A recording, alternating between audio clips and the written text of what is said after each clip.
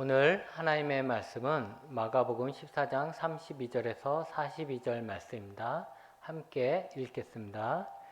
그들이 겟세마네라 하는 곳에 이르매 예수께서 제자들에게 이르시되 내가 기도할 동안에 너희는 여기 앉아 있으라 하시고 베드로와 야고보와 요한을 데리고 가실새 심히 놀라시며 슬퍼하사 말씀하시되 내 마음이 심히 고민하여 죽게 되었으니 너희는 여기 머물러 깨어 있으라 하시고 조금 나아가사 땅에 엎드려 될 수 있는 대로 이때가 자기에게서 지나가기를 구하여 이르시되 아빠 아버지여 아버지께서는 모든 것이 가능하오니 이 잔을 내게서 옮기시옵소서. 그러나 나의 원대로 마시옵고 아버지의 원대로 하옵소서 하시고 돌아오사 제자들이 자는 것을 보시고 베드로에게 말씀하시되 시몬아 자느냐 내가 1시간도 깨어 있을 수 없더냐 시험에 들지 않게 깨어 있어 기도하라. 마음에는 원이로되 육신이 약하도다 하시고 다시 나아가 동일한 말씀으로 기도하시고 다시 오사 보신즉 그들이 자니 이는 그들의 눈이 심히 피곤함이라. 그들이 예수께 무엇으로 대답할 줄을 알지 못하더라. 예수께 오사 그들에게 이르시되 이제는 자고 쉬라. 그만 되었다. 때가 왔도다. 보라 인자가 주인의 손에 팔리느니라. 일어나라 함께 가자. 보라 나를 파는 자가 가까이 왔느니라. 아멘. 개미는 여러분 개미 아시죠? 개미는 작은 곤충입니다. 매우 작죠. 그런데 그런 작은 개미이지만 가만히 개미들을 보면 자신의 몸보다 훨씬 큰 곤충을 잡아먹기도 합니다.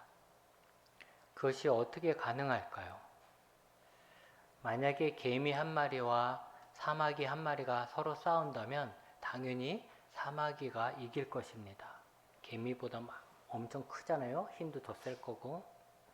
하지만 개미들이 함께 뭉쳐서 동시에 계속해서 사마귀에게 달려들어서 여기저기 물어버림으로써 비록 한 마리는 작은 개미이지만 큰 사마귀까지 잡아먹는 것을 볼 수 있습니다. 이렇게 작은 개미가 큰 곤충까지 잡아먹으면서 살아날 수 있었던 것은 바로 개미 한 마리의 힘이 아니라 그 한 마리 한 마리가 함께 소통할 수 있어서 수많은 개미가 마치 한 마리처럼 움직일 수 있기 때문입니다. 결국 그것은 한 개미의 힘이 아니라 소통할 수 있는 개미의 능력이 자신보다 훨씬 크고 힘이 센 곤충들을 이기게 되는 것입니다.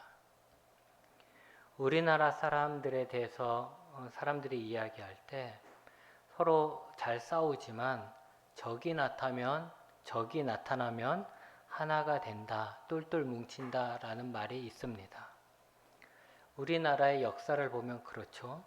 자기들끼리 서로 싸워가지고 국력이 약해져서 적이 쳐들어와요. 그러면 또 하나로 똘똘 뭉쳐서 적을 이겨냅니다. 우리나라 사람들처럼 우리라는 말을 많이 쓰는 나라가 또 있을까 싶습니다. 우리는 심지어 아내까지도 우리 아내라고 얘기하죠. 남편도 우리 남편 이렇게 얘기를 합니다. 일부 일처자에서 우리 아내라는 말은 있을 수가 없죠. 한 사람의 아내고 한 사람의 남편일 수밖에 없는데 그래도 우리는 우리 아내, 우리 남편 이렇게 표현을 합니다.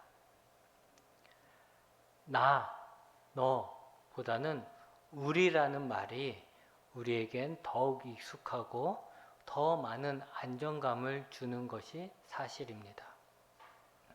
그러면 나와 너가 어떻게 우리가 될 수 있을까요? 그건 바로 서로 공유하는 겁니다. 피를 함께 공유하든지 아니면 추억을 함께 공유하든지 아니면 어떤 목적을 함께 공유하든지 이렇게 서로 뭔가를 함께 나누면 너와 나는 남남이지만 이런 남남이 함께 나눔으로 인해서 이제 우리가 되는 것입니다. 우리나라 인구가 약 한 5천만 명쯤 된다고 하죠. 근데 이 평상시에는 대부분 무시하고 남남으로 살아갑니다. 길거리 다니면서 우리 서로 남남으로 살잖아요. 말도 안 걸고 쳐다보지도 않고. 그러나 외국에 나가면 그냥 같은 한국말을 쓰고 같은 대한민국 국민이라는 이유로 외국에 나가면 또 남남이었던 자들이 우리가 되는 것이에요. 우리. 전 세계에 수많은 교회가 있겠죠. 그 교회들의 지역이 다르고 모양도 다 다릅니다. 그 교회에 있는 사람들이 쓰는 단어도 다르고 교단도 다르고 인종도 다르고 그 각 교회마다 역사도 다 다릅니다. 그렇게 서로 다른 교회가 어떻게 우리 교회가 될 수 있을까요? 그것은 서로 다른 것이 많이 있는 교회이지만 함께 공유할 수 있는 것이 있어서 그렇습니다. 교회들마다 함께 공유할 수 있는 것, 그것이 뭘까요? 바로 예수님이고 성경이고 복음이죠. 우리가 한국에 있든 중국에 있든 미국에 있든 러시아에 있든 교회면 예수님을 우리가 함께 공유하고 복음을 함께 공유하고 성경을 하나님의 말씀으로 함께 공유하기 때문에 우리 교회가 될 수 있는 것이죠. 특히 예수님이 모든 교회의 머리가 되시기 때문입니다. 모든 교회들이 각기 다르지만 그들이 예수님을 자신의 머리로 인식하고 예수님하고 소통을 한다면 그 교회가 어디에 있든지 우리가 될 수 있는 것입니다. 그래서 교회는 우주적으로 한 개만 있는 거예요. 교회가 많이 있는 게 아니라 교회는 하나. 예수님이 머리가 되신 교회가 하나 있고 이렇게 막 나눠 있는 교회는 지교회라고 그러는 거죠. 나눠져 있는 작은 교회, 그 큰 교회에서 나눠져 있는 교회라는 것입니다. 여러분, 영성이 뭘까요? 영성이란 말을 요즘 많이 쓰는데 영성이 뭘까요? 그리스도인이 된다는 거, 내가 교인이 된다는 거, 그게 뭘까요? 내 신앙이 성장한다. 그것은 뭘 얘기하는 걸까요? 여러 가지로 말할 수 있지만 가장 중요한 한 가지를 말하라고 한다면 그것은 바로 예수님을 닮아가는 것입니다. 영성이라는 것은 예수님과 우리가 하나 되는 신앙이에요. 그래서 예수님과 우리가 하나가 되면 될수록, 더 많이 되면 될수록 우리의 영성이 높아지는 거예요. 신앙도 마찬가지예요. 우리가 교회 오래 다니는 게 신앙의 자랑이 아니라 신앙생활 하면서 예수님과 닮아가는 거. 많이 닮아갈수록 그 사람의 신앙이 성숙해져 가는 거예요. 우리는 예수님이 이 땅에 오시기 전에는 나는 나고 예수님은 예수님이었어요. 그렇죠? 예수님이 여러분들 찾아오시기 전까지는 나는 나고 예수님은 예수님이었던 거죠. 예수님과 내가 서로 연결될 수 있는 게 아무것도 없었어요. 그냥 남남이었던 거죠. 하지만 어느 날 예수님이 내게 오시고 나를 불러주심으로써 드디어 예수님과 연결되게 되고, 그럼으로써 이제 예수님과 내가 연결됨으로 이제 남남이 아니라 이제 우리가 될 수 있었던 거죠. 그래서 우리 예수님, 우리 교회, 우리 하나님, 이게 되는 거예요.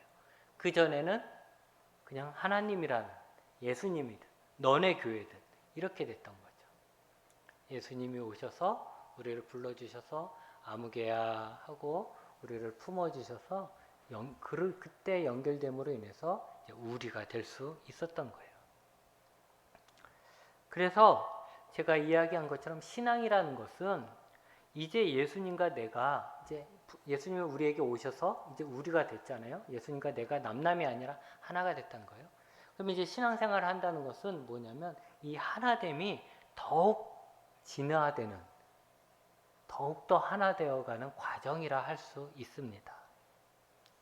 그러면 여러분, 예수님과 내가 하나 되기 위해서 중요한 것은 뭘까? 우리가 생각을 해야 돼요. 신앙생활 할 때 그렇게 생각을 해야 돼요. 내가 교회 가서 뭘 해야 되지? 라고 생각할 때 내가 예수님과 하나가 돼야 되는데 그러면 어떻게 해야 내가 예수님과 하나가 될 수 있을까? 중요한 건 뭘까? 생각을 해보면 바로 예수님과 통하는 것입니다. 연결되는 거예요. 통하는 거예요. 예수님과 내가 소통하지 못하면, 공유하지 못하면 우리의 믿음은 결국 실패하게 됩니다.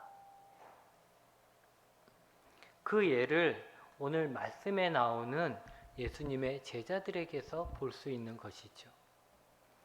예수님이 기도하실 때 따로 데리고 간 베드로, 야고보, 요한은 예수님의 제자들 중에, 특히 12제자 중에서도 예수님하고 가장 가까운 사람이었어요. 예수님은 종종 이 세 사람만 데리고 가실 때가 있었습니다. 회당장의 딸을 살릴 때도 이 세 사람만 데리고 갔어요. 또 예수님이 영광스러운 모습으로 이렇게 변하실 때도 이 세 사람만 특별히 데리고 가셔서 보여줬어요.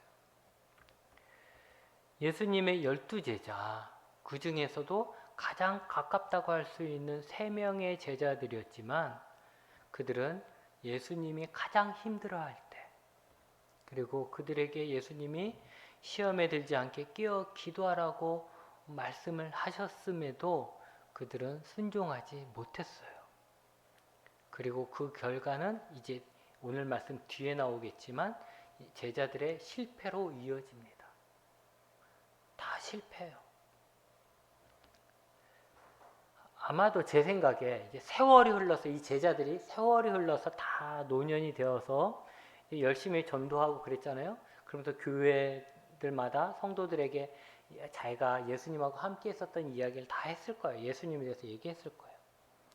그랬을 때 그렇게 돌아볼 때 아마 이 세 사람은, 적어도 이 세 사람은 이때 예수님이 가장 힘들어했을 때 예수님과 함께 깨어있지 못하고 함께 기도하지 못했던 것을 아마 가장 부끄럽게 여겼을 것입니다. 왜 이들은 예수님의 초대를 받았고 예수님에 의해 부름을 받았음에도 불구하고 함께 기도하지 못했을까요? 성경은 이들이 심히 피곤하기 때문이라고 말합니다. 그들은 참 피곤했을 것입니다. 예수님이 기도하는 이 시간이 새벽이라는 거죠. 그 시간까지 잠도 못 자고 여러 가지 일을 했으니 이들은 분명 힘들었을 것입니다. 그런데 그럼에도 불구하고 그 제자들은 기도를 할 수 있었고 해야만 했습니다. 예수님은 그 시간 기도하고 계셨기 때문입니다. 예수님도 제자만큼이나 피곤하셨을 것입니다. 그러나 예수님은 아무리 피곤해도 잠을 주무실 수가 없었습니다. 왜냐하면 예수님은 지금 고민하여 죽을 것 같은 마음이었기 때문에 그래요. 여러분 아무리 피곤하더라도 내 마음에 근심이 있거나 내 마음이 힘들거나 아프면 잠이 와요, 안 와요? 안 오죠. 불면증 생기죠. 그러니까 예수님은 아무리 피곤해도 지금 마음이 죽을 것 같은 마음이었기 때문에 잠이 안 오는 거예요. 잘 수가 없어요. 또 예수님은 지금 이 땅에 오신 목적을 이루기 위한 마지막 관문을 눈앞에 두고 계시는 거예요. 내가 저 십자가를 짊어짐으로써 이제 내가 해야 될 모든 일을 완성하는 그런 중요한 순간에 와 있는 것이죠. 그렇기 때문에 예수님은 절대 주무실 수가 없었던 거예요. 그러면 왜 예수님의 제자들은 예수님과 함께 깨어 있을 수 없었을까? 왜 함께 기도할 수 없었을까라는 거죠. 예수님의 제자들은 예수님과 3년 동안 함께 했던 자들입니다. 같이 먹고 자고 했다는 거죠. 예수님의 말씀을 제일 많이 들었던 자들이에요.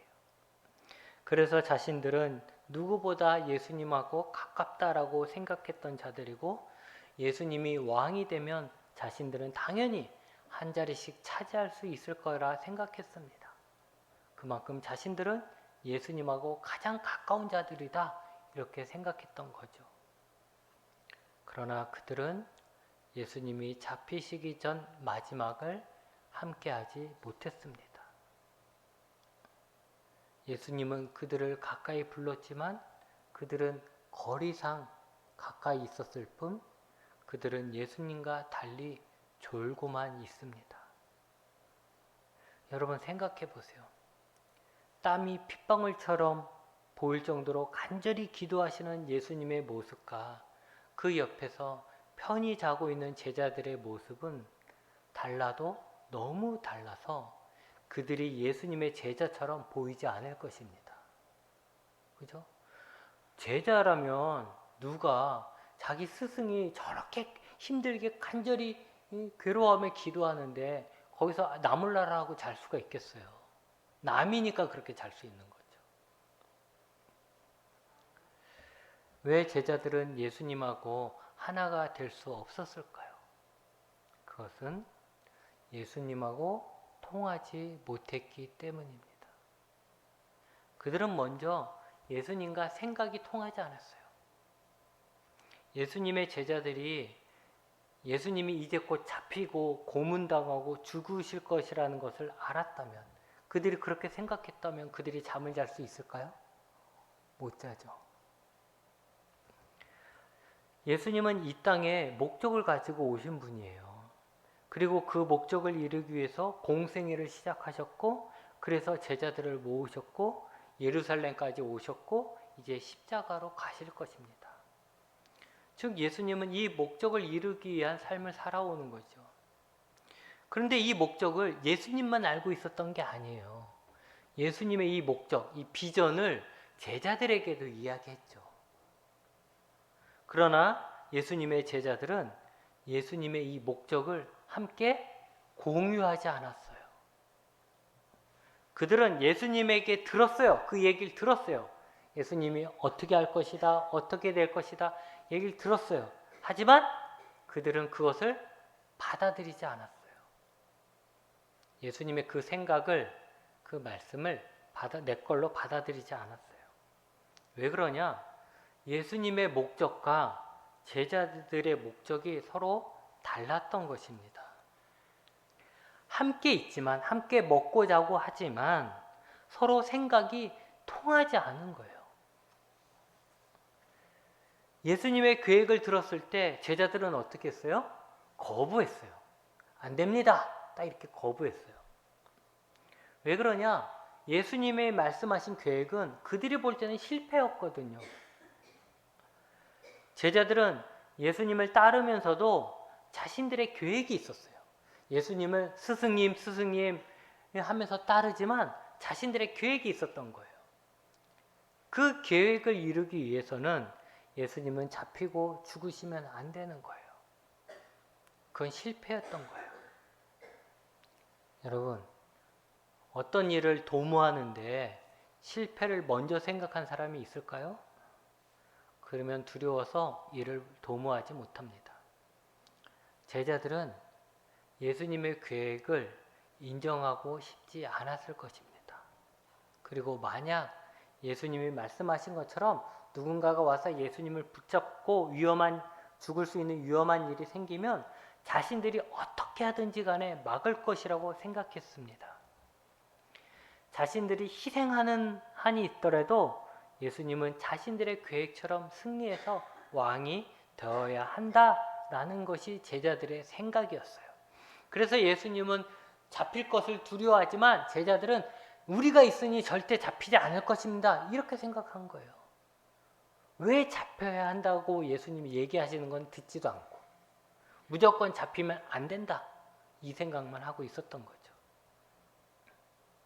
결국 예수님의 계획, 예수님의 비전을 공유하지 못한 제자들은 예수님과 하나가 될 수 없고 남남이 되었던 것이죠. 예수님은 그 목적이 바로 눈앞에 다가와서 그 뜻이 이루어지도록 기도하는데 제자들은 자신들하고는 상관없는 남의 일로 여겨진 것이죠. 그러니 그들은 예수님처럼 기도할 수가 없었던 거예요. 여러분, 우리가 예수님을 믿고 따른다. 나는 예수님을 믿는 사람이야. 나는 예수님을 따르는 사람이야. 라는 것은 예수님의 비전, 예수님의 생각을 공유하는 것을 말하는 것입니다. 우리가 예수님을 따른다면 그 예수님의 생각을 우리가 배워야 하잖아요. 그렇죠. 내가 누구의 제자다 하면 그 스승의 생각을, 그 비전을, 꿈을 함께 꿀 수 있어야 하잖아요. 우리가 예수님을 믿는다 하는 것은 나는 일요일날 교회 가, 이것만을 의미하는 게 아니고 우리가 예수님과 같은 생각을 하고 예수님과 같은 꿈을 꾸고 있다라는 걸 얘기하는 거예요. 그래야 우리는 예수님이 하시고자 하는 일이 무엇인지 알게 되고, 그럼으로써 우리는 오늘, 예수님은 지금 우리와 눈에 보이지 않지만 오늘 어떻게 살아야 하는지를 판단할 수 있는 거예요. 내가 예수님의 꿈을 함께 공유해야 오늘 내가 어떻게 살아야 하는지를 판단하는 거죠. 예수님의 생각과 우리의 생각이 서로 통하지 않는다면 우리는 제자들처럼 예수님하고 가까이 있다 할지언정, 교회에 있다 할지언정 예수님과 함께 할 수가 없어요. 하나가 될 수 없는 것입니다. 여러분, 우리는 이제 예수님의 생각을 공유해야 하는데, 정말 그렇길 원한다면 우리는 먼저 내 생각, 내 욕심을 버리고 예수님의 말씀을 귀담아 들어야 합니다. 마치 이 그릇에, 이 물잔에 새물을 담고자 한다면 어떻게 합니까? 이 안에 있는 고여있는 물을 버려야지만 새물을 담을 수 있잖아요. 그와 같은 것입니다. 제자들이 정말 예수님을 메시아로 믿고 따르고자 했다면 예수님의 말씀을 먼저 귀담아 들어야 하는 거예요. 자신들의 생각, 자신들의 욕심, 자신들이 이루려고 했던 거, 이런 걸 일단 버리고 메시아이신 하나님의 아들이신 예수님이 하시는 말씀에 귀를 기울였어야 하는 거죠. 예수님이 3번이나 붙잡히고 고난당하고 죽을 것이나 부활한다는 이야기를 하셨어요. 그러면 고난과 죽음이 두려워서 예수님이 가시는 길에 대해서 부정만 하지 말고 안 됩니다 하고 하지만 말고, 그들은 예수님이 말씀하시는 이 부활에 대해서 물었어야 되는 거예요. 부활이 무엇인지 묻고, 부활이 목적이라면 고난과 죽음은 과정이 되는데 그 과정, 고통스러운 과정을 지나갈 만큼 부활이 정말 가치 있는 건지 예수님에게 물었어야죠. 예수님, 정말 그렇게 죽어야만 합니까? 예수님, 정말 그렇게 십자가에서 죽어야만 한다면 그렇게 해서 무엇을 얻을 수 있는 겁니까? 라고 예수님에게 진지하게 물어야죠. 그리고 그것은 무엇입니까? 라고 물었어야죠. 그렇게 그들이 예수님의 비전을 공유했다면 그들도 예수님처럼 부활을 얻기 위해, 또 부활하신 예수님을 다시 만날 수 있다라는 그 믿음으로 예수님이 가시는 고난과 죽음의 길을 받아들였을 거예요. 그렇다면 이 겟세마네 동산의 이 예수님은 외롭지 않았겠죠. 여러분, 예수님의 비전, 목적, 세상을 향한 뜻을 여러분은 알고 계십니까? 예수님이 무엇을 생각하시고 무엇을 원하시고 무엇을 위해 일하고 계시는지 알고 계십니까? 우리는 나 하나 살기 위해, 먹고 살기 힘들어, 나 하나 먹고 살기 힘들어 해서 나만 생각하지만 사실 우리는 그보다는 더 큰 존재예요. 우리는 죽지 못해 사는 존재가 아니라 우리는 하나님 앞에 쓰임받을 수 있는 더 큰 존재라는 거예요. 그렇기 때문에 나 하나 먹고 사는 거에만 생각할 것이 아니라 우리는 하나님의 뜻을 물어보고 예수님의 계획을 우리가 알고 동참해야 해야 한다라는 것이죠. 우리가 예수님과 함께하고 예수님을 닮아가려면 우리는 우리의 생각이 아니라 예수님의 생각을 알아야 돼요. 더 이상 내 생각은 이거 이제 버려야 된다는 거죠. 이거 버리고 예수님의 생각은, 예수님의 뜻은, 예수님이 원하는 것은 이렇게 얘기해야 된다는 거예요. 예수님의 큰 비전은 무엇인지, 예수님은 그 큰 계획 속에서 나에게 원하시는 것은 무엇인지 알려고 해야 합니다. 여러분들도 하나님 예수님의 큰 계획에 다 포함되어 있어요. 그러니까 여러분들도 예수님에게 물어야 돼요. 예수님, 도대체 예수님이 하시려는 그 큰 계획, 구원의 계획은 뭡니까? 그리고 거기서 내가 해야 될 일은 또 뭡니까? 이렇게 물어야죠. 여러분, 세상은 우리에게 이렇게 말하죠. 죽으면 다 끝이야. 너 괴로우면 다 잘못된 거야. 네가 괴로운데 뭐가 좋겠어. 즐거운 일만 해. 오늘을 즐겨. 내일은 걱정하지 마. 생각하지 마. 이렇게 얘기를 하죠. 그냥 네가 좋은 게 성공인 거야. 이렇게 얘기합니다. 근데 예수님은 다르게 말을 해요. 죽으면 끝이 아니고 부활이 있어. 오히려 아무리 돈을 많이 벌고 행복하고 즐거워도 생명이 없으면 그건 다 헛된 거야. 그러니 영원한 생명을 위해서 우리는 살아야 돼. 영원한 생명을 위해 살아야 돼. 여러분, 우리는 예수님의 말씀에 귀를 기울여서 세상과 예수님의 가르침이 다르다는 것을 알아야 합니다. 여러분 알고 있나요? 세상이 말하는 가르침과 예수님의 가르침이 서로 달라요. 이 다르다는 걸 먼저 알아야 돼요. 그리고 우리는 세상이 말하는 삶을 사는 게 아니라 예수님이 말씀하시는 삶이 참된 삶이라는 그런 분명한 믿음을 가지고 있어야 합니다. 그것이 우리가 예수님의 생각과 통하는 길이고, 그래야 우리는 실패하지 않고 예수님과 함께 할 수 있는 거예요. 또 하나, 우리는 예수님의 마음과 통해야 합니다. 마음이 통해야 된다는 거죠. 예수님은 제자들에게 자신의 속마음을 이야기했어요. 내 마음이 심히 고민하여 죽게 되었다. 예수님은 지금 심히 괴로운 이 마음을 가장 가깝다고 생각하는 제자들에게 나눔으로써 공유하길 원했던 거예요.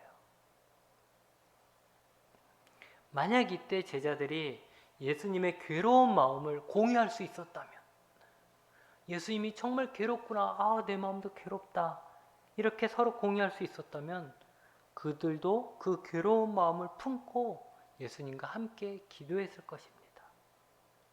하지만 제자들은 예수님의 마음을 공유하지 못했기에 실패한 것입니다. 우리는 예수님에게 우리의 마음을 알아달라고 기도해요. 예수님, 내 마음이 너무 답답해요. 내 마음 좀 알아주세요. 예수님, 내가 이래요. 내 마음 좀 알아주세요. 내가 괴로워요. 내 마음만 알아주세요. 이렇게 예수님에게 내 마음을 알아달라고 막 기도만 하지만, 사실 우리는 예수님의 마음을 알기 위해 힘써야 하는 거예요. 그래서 예수님, 예수님의 마음을 나에게 가르쳐 주세요. 예수님의 지금 마음이 어떤지, 나를 바라보는 예수님의 마음은 어떤지, 아니면 이 세상을 바라보는 예수님의 마음은 어떤지, 아니면 내 이웃을 바라보는 예수님의 마음은 어떤지, 그 예수님의 마음을 내게 주세요. 이래요. 우리가 사람은 사실 생각으로 움직이는 것 같지만 뭘로 움직이는 거예요? 마음으로 움직이잖아요. 마음으로. 내 마음이 동할 때, 움직일 때 내가 행동을 하게 되잖아요. 우리가 백날 예수님을 따르길 원합니다. 예수님과 함께 하길 원합니다. 예수님에게 순종하길 원합니다. 얘기를 하더라도 그건 단지 머리에서만 그치면 안 돼요. 그러면 머리에서만 그치면 뭐가 돼요? 아유, 그렇게 해야 되는데 해야 되는데 이래서 못하고 저래서 못하고 해야 되는데 이런 생각밖에 없어요. 그런데 마음이 움직이면 어떻게 돼요? 예수님의 마음이, 간절한 예수님의 마음이, 답답해하는 예수님의 마음이, 긍휼히 여기는 그 예수님의 마음이 내 마음에 전해져서 내 마음속에 그 예수님의 열심이 생기고 내 마음에 그 긍휼하심이 생기고 내 마음에 예수님의 사랑의 마음이 생기면 그때서 움직이는 거예요. 그렇기 때문에 여러분, 우리는 마음이 통해야 되는 거예요. 여러분, 우리는 사실 예수님의 위로를 날마다 받아야 될 나약한 존재죠. 날마다 우리의 마음을 치료받아야 되는, 세상에 나가면 맨날 상처받고 오고, 그래서 이 상처받은 마음을 치료받아야 될 나약한 존재들이에요. 하지만 또 하나 우리는 예수님을 따르는 예수님의 제자들이라는 거예요. 예수님의 일을 함께 할 수 있는 예수님의 일꾼들이라는 거예요. 그렇기 때문에 나약한 나만 생각할 것이 아니라 예수님의 일꾼으로서 예수님의 마음을 가르쳐 달라고 말할 수 있는 자가 되어야 한다는 거죠. 우리가 예수님의 생각과 예수님의 마음을 알지 못한다면 예수님의 생각이 내 생각이 되고 예수님의 마음이 내 마음이 되지 못한다면 우리는 예수님과 하나가 될 수 없는 것이고 결국 예수님을 따라갈 수도 없는 것입니다. 그러면 결국 끝까지 예수님과 우리는 남남이 되어서 서로 다른 곳만 쳐다볼 뿐이란 거죠. 하지만 우리가 예수님의 생각과 마음을 알게 되었을 때, 통하게 되었을 때 우리에겐 큰 은혜가 있으며 우리가 하지 못할 것들도 도전할 수 있는 용기가 생깁니다. 내가 할 수 있을 것 같아서 하는 거 아니에요. 여러분, 예수 믿는 사람들이 신앙생활 하는데 하나님 앞에 헌신하는데 내가 할 수 있는 것 같아서 계산기 두드려서 하는 거 있어요? 그렇지 않아요. 내가 할 수 없을 것 같아도 예수님의 마음이 나한테 통하면 용기가 생겨서 도전하는 거죠. 그리고 그렇게 되었을 때, 통했을 때 예수님이 우리에게 능력을 주셔서 결국 하지 못할 것도 이루게 하시는 거죠. 그리고 그렇게 해야 우리는 간증 있는 삶을 사는 거예요. 예수 안 믿는 사람들도 할 수 있는 것들 우리는 그런 거 관심 없어요. 오직 예수님의 힘으로만 할 수 있는 것들이 우리에게는 자랑이 되는 거예요. 예수님이 미워하시는 것을 나도 미워하고, 여러분 제발 예수님이 미워하는 것들은 우리도 미워해야 돼요. 예수님은 안 돼 라는데 우리는 안 돼요 이거 못 나요 조금 더요 이렇게 하면 안 된다는 거예요. 그러니까 예수님이 미워하는 거 우리도 미워할 수 있어야 됩니다. 또 예수님이 긍휼히 여기시는 그 마음 내가 품고 예수님이 이루고자 하시는 것을 내 마음의 소원으로 삼을 때 우리는 내 힘으로 할 수 없는 것들을 예수님의 힘으로 할 수 있는 것입니다. 그러면 우리가 어떻게 예수님의 생각과 마음을 통할 수 있을까요? 제일 먼저는 성경이죠. 우리는 성경을 통해 예수님의 생각과 마음을 알 수 있어요. 지금 우리가 예수님을 힘써 알자라는 큰 주제 아래 마가복음을 계속해서 보잖아요. 마가복음에 나타난 예수님을 계속해서 우리는 보고 있어요. 그렇기 때문에 우리는 이 성경을 통해서 예수님을 볼 수 있는 거예요. 예수님이 하신 말씀을 통해서 예수님의 생각을 우리가 알 수 있는 거고 예수님의 꿈을 알 수 있는 거죠. 성경에는 하나님의 구원 계획과 예수님이 전하시고자 했던 복음에 대해서 기록되어 있어요. 그리고 말씀들이 기록되어 있죠. 그래서 우리가 성경만 알아도 예수님의 생각과 마음을 기본적으로 알 수 있습니다. 큰 틀을 다 알 수 있어요. 그래서 성경을 알면 누가 계시받았어 라고 하는 이야기가 이상하다, 틀리다, 맞다를 어느 정도 나는 계시받지 않아도 알 수 있는 거예요. 왜냐하면 성경이 기준이 되기 때문에 성경을 통해서 난 이미 예수님의 생각과 마음을 어느 정도 알고 있기 때문에 어떤 사람이 갑자기 나는 계시받았어라고 막 한다면 그게 맞는지 틀린지 알 수 있는 거죠. 또한 우리는 성령님을 통해 예수님의 마음을 알 수 있습니다. 성경으로만 아는 것은 지식적일 수밖에 없어요. 왜냐하면 글이니까, 글을 글로 배우니까 공부하듯이 지식적일 수밖에 없는 거죠. 하지만 성령님을 통해서 예수님을 아는 것은 더 다릅니다. 성령님을 통해서 예수님의 마음을 안다는 것은 더 이렇게 생동감이 있어요. 더 사실적이에요. 마치 내 마음처럼, 내 옆에 있는 친구의 마음처럼 예수님의 마음을 성령님이 가르쳐 주셔요. 내가 뭘 몰라서 헤맬 때, 그럴 때 예수님이, 성령님이 내게 가르쳐 주세요. 길을 가르쳐 주시죠. 생각을 주시죠. 그러면 이게 예수님의 생각이구나, 이게 예수님의 마음이구나, 이것을 우리는 알 수 있어요. 제자들이 예수님하고 함께 있을 때는 끝까지 바보 같은 짓만 했어요. 예수님 막 가르쳤을 때는 그건 귀로 듣고 지식적으로만 알았는지 계속 바보 같은 짓만 했죠.